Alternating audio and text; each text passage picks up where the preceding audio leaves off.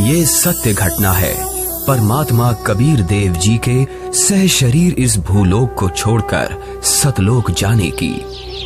इस लीला को करके उन्होंने सिद्ध कर दिया कि वे ही सच्चे और पूर्ण परमात्मा हैं। कबीर प्रभु की ये लीला हमें ये संदेश भी देती है कि परमेश्वर किसी धर्म या जाति के बंधन में नहीं बंधा, वो तो सबके लिए एक है। और अगर किसी ने सतभक्ति की है तो पृथ्वी के चाहे जिस भी कोने में शरीर छोड़े, वो अपने पुण्य कर्मों के प्रताप से उद्देशित लोक को ही प्राप्त होता है। ये बात उस समय की है जब ये कहा जाता था कि मगहर में मरने वाला नरक में जाता है और अगले जन्म में उसे गधे के रूप में जन्म लेना पड़ता है। इसके अलावा ये भी कहते हैं कि अगर किसी को मोक्ष चाहिए तो उसे काशी आना चाहिए और वहीं अपने प्राण त्यागने चाहिए, जिस कारण से मोक्ष अभिलाषी वृद्ध लोग अपना अंतिम समय अपने अपने पुरोहितों के घर काशी व्यतीत करने के लिए, निवास करने के लिए आने लगे तथा पुरोहितों को उनके खाने के रुपए तथा पुरोहितों की पूजा अलग से प्रति महीना देने लगे, जिस लालचवश काशी के पंडों ने वृद्धों को अपने अपने घर पेइंग गेस्ट के रूप में रखने लगे। एक एक पुरोहित के घर 10-10 वृद्ध हो गए। कोई रोगी तो कोई अन्य परेशानी से ग्रस्त होने लगे तो उन लालची पंडों ने मीटिंग करके षड्यंत्र के तहत वृद्धों को मारने के लिए गंगा दरिया के किनारे एक करोंत यानी आरा लगाया।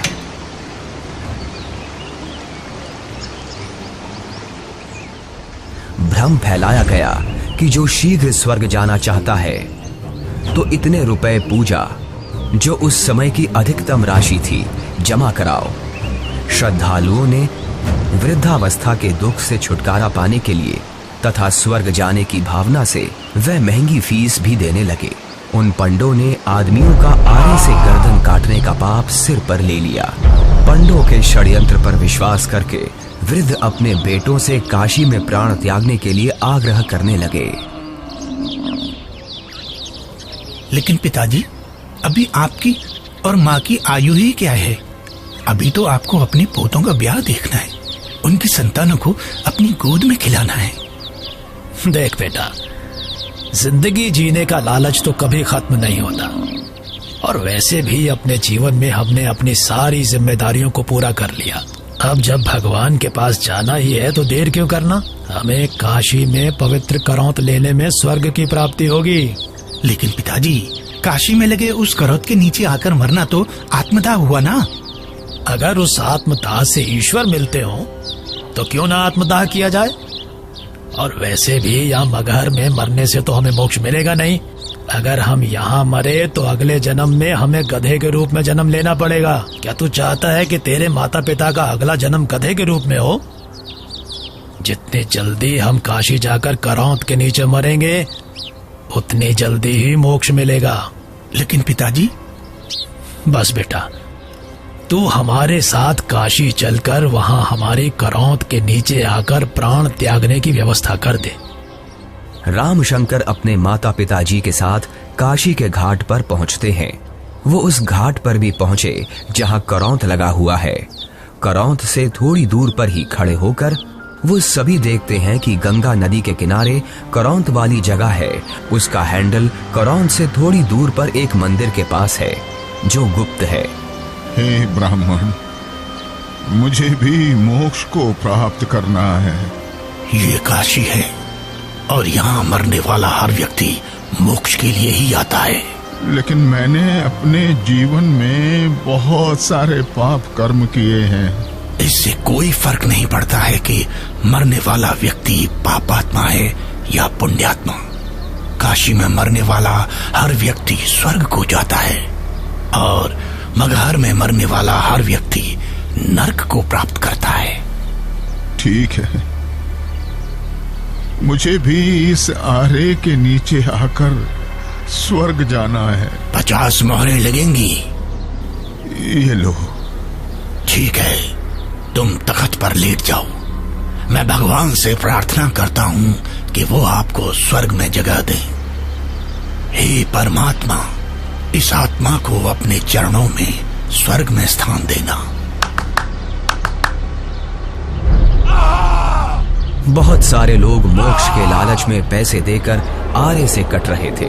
कुछ माता पिता अपने पुत्रों से अनुरोध कर रहे थे कि हमें भी आरे से कटवा दो ताकि हम जल्दी स्वर्ग चले जाएं। इस प्रकार रामशंकर भी लाइन में लगकर करौंद के पास आता है और अपने पिताजी को करौंद पर गर्दन रखते हुए देखता है। तभी पंडा इशारा करता है। दूसरा पंडा हैंडल घुमाता है, लेकिन हैंडल उलझ जाता है। थोड़ी देर बाद पंडा कहता है कि अभी भगवान ने आपकी कुर्बानी स्वीकार नहीं की है, कुछ दिन बाद फिर से आना।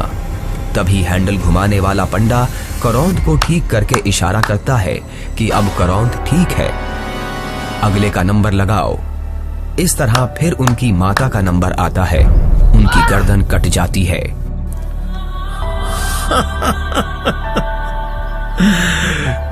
कितना भागा हूं मैं कि भगवान ने मेरी कुर्बानी स्वीकार नहीं की।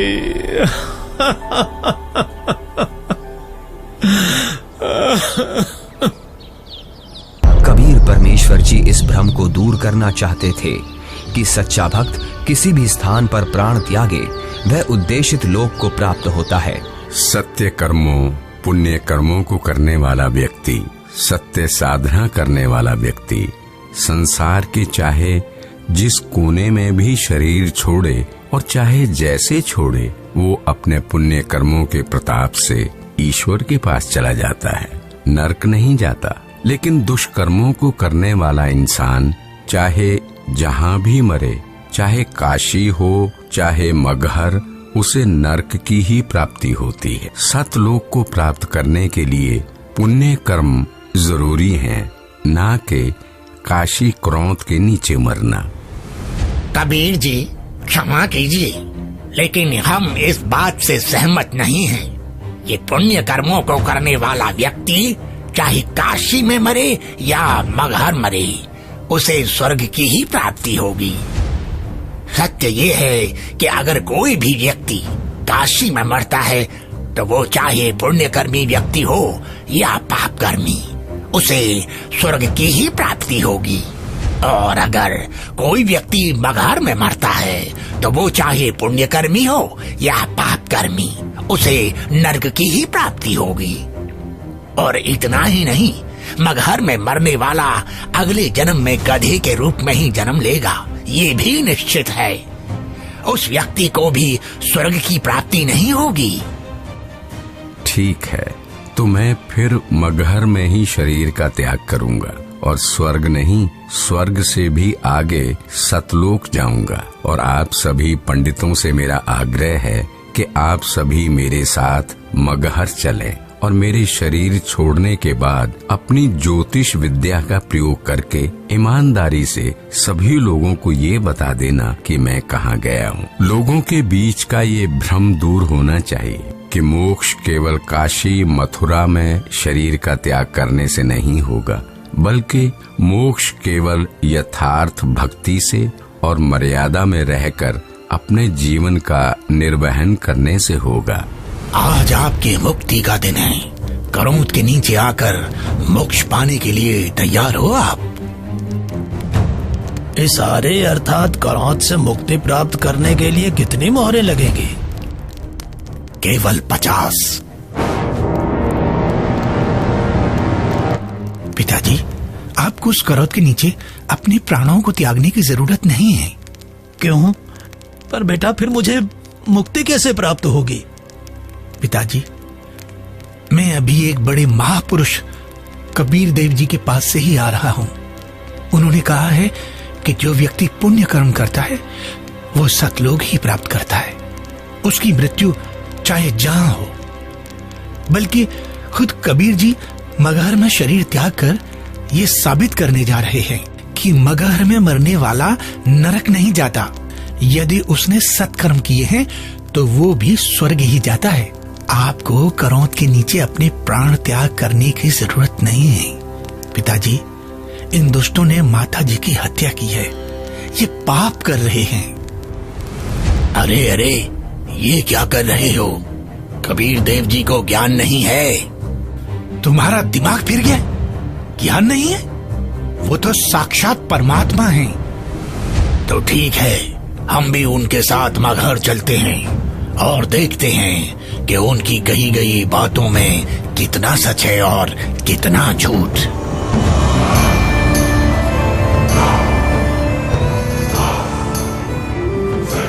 वीर देव सिंह बघेल जी की जय।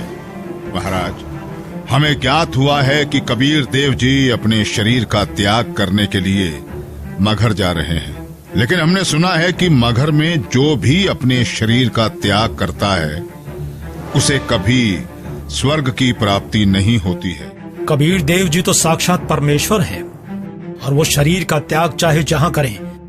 ये मगहर में प्राणों को त्यागने की लीला वो इसलिए कर रहे हैं जिससे जनमानस को ये संदेश दिया जा सके कि आपको स्वर्ग की प्राप्ति होगी या नहीं, ये आपके पुण्य कर्मों पर निर्भर करता है, न कि मरण के स्थान पर। हमें कबीर देव जी के साथ जाना चाहिए। हाँ, हमें सिर्फ जाना ही नहीं है, अपितु कबीर देव जी के शरीर त्याग देने के बाद हमें उनके शरीर की रक्षा भी करनी है, जिससे उनका हिंदू धर्म विधि से अंतिम संस्कार किया जा सके। क्योंकि अगर हमने उनके शरीर की रक्षा नहीं की तो वो मुस्लिम उनके पार्थिव शरीर पर कब्जा करके उन्हें दफना देंगे। परमात्मा कबीर देव जी केवल हम हिंदुओं के भगवान हैं, उन मलेच्छ मुस्लिमों के नहीं। इसलिए हम आपको आदेश देते हैं, तुरंत ही सेना को हमारे साथ चलने को तैयार किया जाए। कबीर देव जी मगहर के लिए प्रस्थान करते हैं। वो नदी के किनारे से होकर गुजरते हैं, जंगल से गुजरते हैं। दिखता है कि उनके पीछे काफी सारे भक्त भी जा रहे हैं। कबीर प्रभु के साथ हिंदू और मुसलमान दोनों धर्मों को मानने वाले भक्त हैं। काशी के करौंत का समर्थन करने वाले पंडे हैं, विद्वान पंडित जिनके साथ सालिक राम भगवान की मूर्ति है, और बड़े बड़े टीका चंदन लगाने वाले पंडित जिनके साथ काफी सारी पुस्तकें हैं, वो भी कबीर प्रभु के साथ हैं। रामशंकर और उसके पिता भी कबीर प्रभु के साथ हैं। तभी उनके पीछे वीर देव सिंह की सेना भी आ जाती है। वीर देव सिंह कबीर देव जी को प्रणाम करते हैं। कबीर प्रभु के पीछे काफी सारे भक्त और सेना भी चल रही है। कबीर प्रभु चलते रहते हैं और जो भी कबीर प्रभु को जाते हुए देखता है उनके पीछे चल देता है।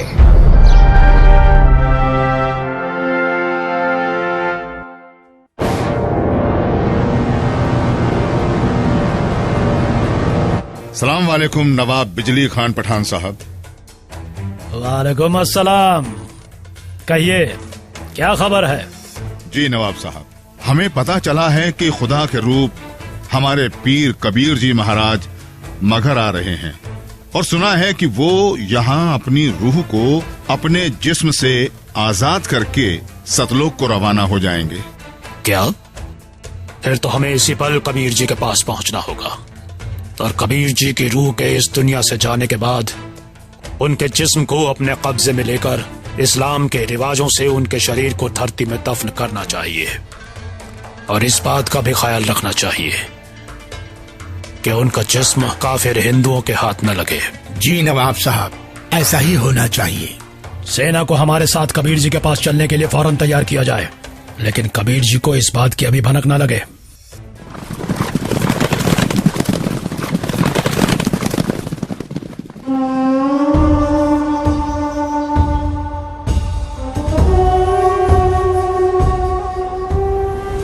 लगता है कबीर जी के जिस्म को पाने के लिए काशी नरेश वीर देव सिंह भी अपनी सेना लेकर आया है, लेकिन हमें किसी भी हालत में इन हिंदू काफिरों को कबीर जी के जिस्म को पाने नहीं देना है।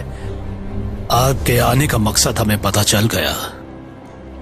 पीर जी, बिजली खान आपकी क्या खिदमत कर सकता है? मैं अपना शरीर त्याग करने से पहले स्नान करना चाहता हूँ। जी, हम अभी आपके नहाने के लिए साफ पानी की व्यवस्था करते हैं। नहीं, मैं किसी बहते पानी के दरिया में स्नान करूंगा। बिजली खान। पीर जी, यहाँ एक दरिया बहता था जिसका नाम आमी नदी था। लेकिन पीर जी, शंकर भगवान के श्राप के कारण उसका पानी अब एकदम सूख चुका है। चलो दिखाओ मुझे वो आमी नदी कहाँ है। जी पीर जी, चलिए। कबीर देव जी, वीर देव सिंह, बिजली खान और उनके सेना और बाकी के भक्त उस आमी नदी के पास पहुंच गए। कबीर देव जी ने उस सूखी हुई नदी को देखा। कबीर देव जी ने अपने हाथ जोड़कर प्रार्थना की और फिर अपने हाथों को हवा में ऐसे लहराया जैसे कि वो नदी को बहने का इशारा कर रहे हों। कबीर प्रभु के ऐसे इशारा करते ही थोड़ी दूर पर नदी की ही जगह पर एक जोर से धमाका हुआ और धरती के अंदर से पानी का सैलाब निकला। ये देखकर सभी लोग चौंक जाते हैं और सभी भक्ति भाव से भरकर कबीर प्रभु को देखते हैं और अपने हाथ जोड़ लेते हैं। पूरी नदी में पानी भर जाता है। सभी लोग खुश हो जाते हैं। कबीर प्रभु की जय, कबीर प्रभु की जय, कबीर प्रभु की जय। आदेश दें प्रभु। हुक्म दे मालिक। मुझे 2 सफेद चादरें चाहिए, एक बिछाऊंगा और एक ओढ़ूंगा। जो आज्ञा प्रभु। इसी क्षण 2 सफेद चादर यहाँ लाई जाएं।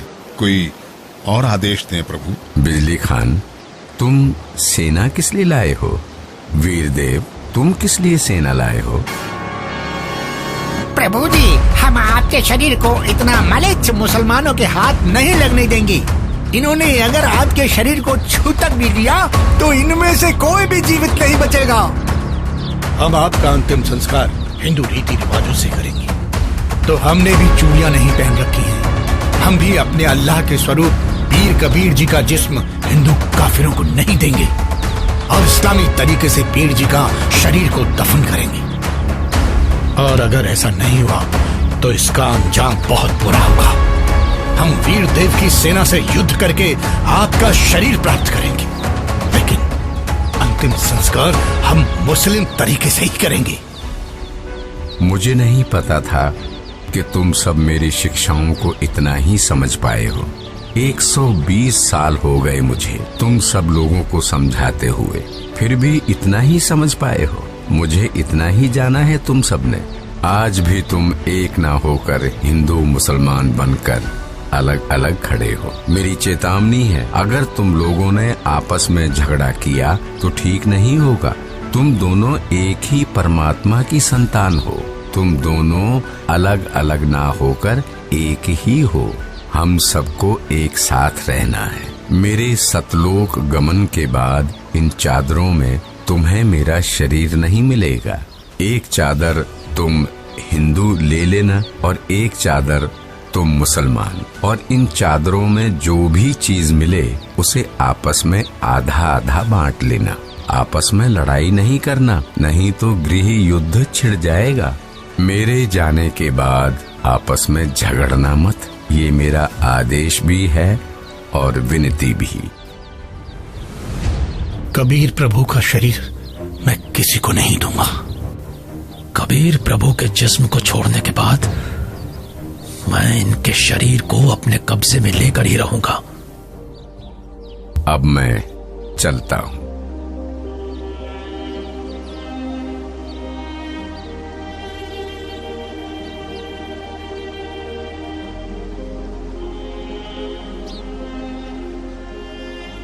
देखो ब्राह्मणों, मैं जा रहा हूं सतलोक, इस पृथ्वी से और तुम्हारे स्वर्ग से शंखों कोस दूर।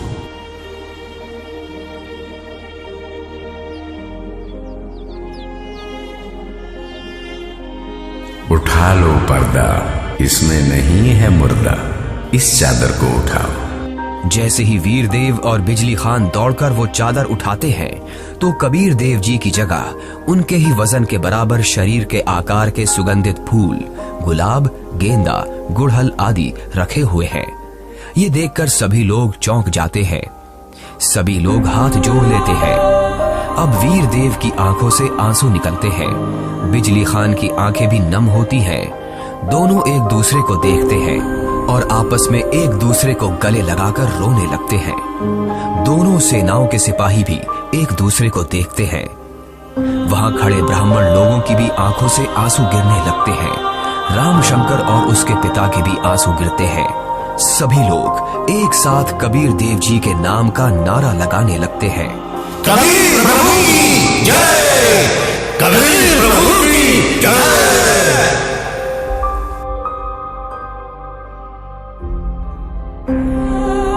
कबीर प्रभु, हमको माफ करना, हमने आपको पहचाना नहीं। आप तो खुद अल्लाह ही थे। बहुत बड़ी गलती हो गई हमसे, हमने भगवान को नहीं पहचाना। कबीर प्रभु की बात हमने नहीं मानी। अब हम सब एक होकर रहेंगे और उनकी कही सारी बातें मानेंगे। या अल्लाह, माफ कर हमें। भगवान माफ करो हमें, कबीर भगवान हमें माफ करो, भगवान हमें माफ करो। फिर हिंदू और मुसलमानों ने आपस में वो फूल बांट लिए और मगहर में ही कबीर प्रभु की याद में 2 अलग अलग स्थानों का निर्माण किया। और फिर उन्हीं में से कुछ फूल लाकर वीर देव सिंह ने काशी में चौरा का भी कबीर प्रभु जी के स्थान का निर्माण किया। उसे कबीर चौरा नाम से जाना जाता है। वहां पर कबीर पंथ का बहुत बड़ा आश्रम बना है। कबीर प्रभु जी ही सच्चे और पूर्ण परमात्मा हैं।